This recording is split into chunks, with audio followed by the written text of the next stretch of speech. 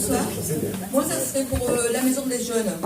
Parce que la maison des jeunes, malheureusement, c'est un décavre. C'est honteux. La lumière, il n'y a personne, je ne sais pas s'il y a des gens au coin dedans, qui squattent,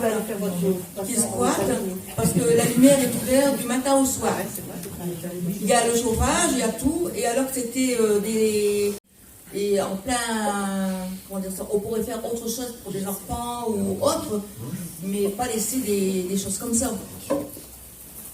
Alors, je suis content que vous posiez cette question parce qu'on nous a opposé très longtemps sur les réseaux sociaux. On avait mis en avant des photos de l'état de la maison pour tous. À aucun moment, vous pourrez regarder, on a stigmatisé la jeunesse. Ce qu'on a mis en exergue, c'était les problèmes de sécurité. Laisser des jeunes dans ce bâtiment, laisser la porte ouverte sur un bâtiment qui n'avait aucune consigne de sécurité, l'électricité fonctionne, le gaz fonctionne, c'est l'irresponsabilité. Le rôle de l'élu à un moment donné aussi, c'est de dire on prend nos responsabilités, on ferme et on voit ce qu'on fait, ou alors mais on ferme complètement. Ça n'a pas été fait. Ce qu'on propose aussi, nous, et je vais laisser la parole à Clarisse, c'est un vrai projet pour la jeunesse.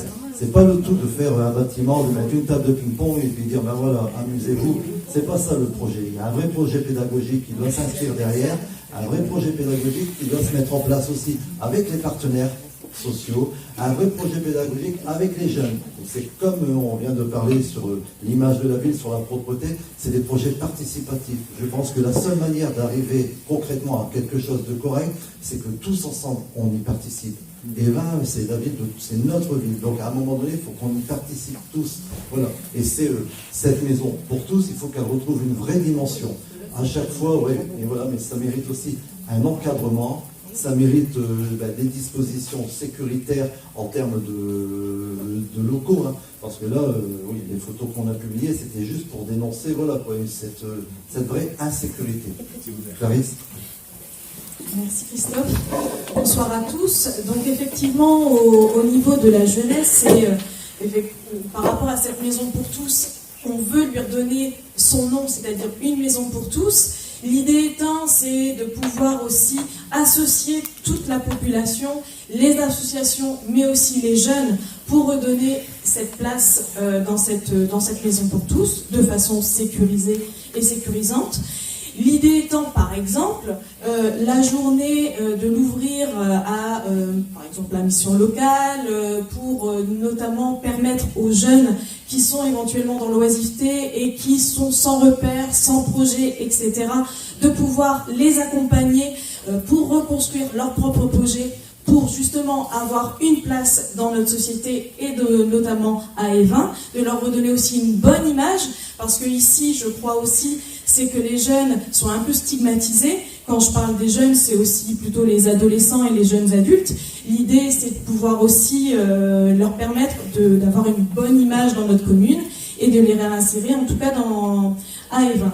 Donc, travailler avec eux dans la journée, mais aussi de travailler avec éventuellement, alors on a pensé à créer éventuellement un centre social, ou en tout cas la forme dans laquelle ça va prendre, c'est à construire avec vous, avec les associations et avec les jeunes, mais en tout cas de pouvoir les ouvrir à des plages horaires de soir, de soirée, avec des associations qui peuvent les accompagner de façon sécure et sécurisante, et de pouvoir bénéficier aussi de subventions, parce que ce qu'on parlait aussi, et le programme, vous allez nous dire, mais ça a un coût, ça coûte cher pour notre commune, mais nous, ce qu'on souhaite mettre en place, c'est d'aller rechercher les fonds qui existent, des fonds qui existent notamment au conseil départemental, au conseil régional, et de pouvoir utiliser notamment aussi des fonds de l'État, par exemple sur les fonds interministériels de prévention de la délinquance, pour justement pouvoir mettre en place des actions.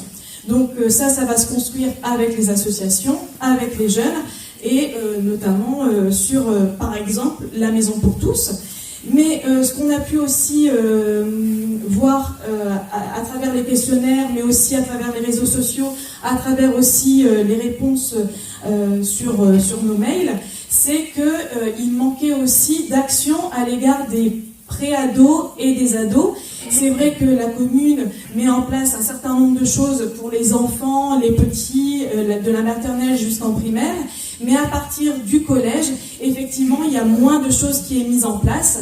Donc l'idée aussi, c'est de pouvoir remettre ces jeunes ados dans notre commune, en créant notamment aussi un conseil municipal des jeunes, pour recréer aussi leur citoyenneté, qui soient les citoyens de demain dans notre commune, et aussi de pouvoir aussi leur créer des espaces de jeu qu'ils ont perdu, notamment avec un skatepark, quelque chose aussi qui soit sécure, parce que ce qu'on entend aussi, c'est que les jeunes ados, pré-ados, ont peur de venir dans certains endroits de la commune, et c'est pour ça aussi qu'on voudrait travailler autour de la prévention, pour permettre aussi à ces jeunes de ne plus avoir peur de venir jouer dans Évin et dans tous les quartiers de notre commune.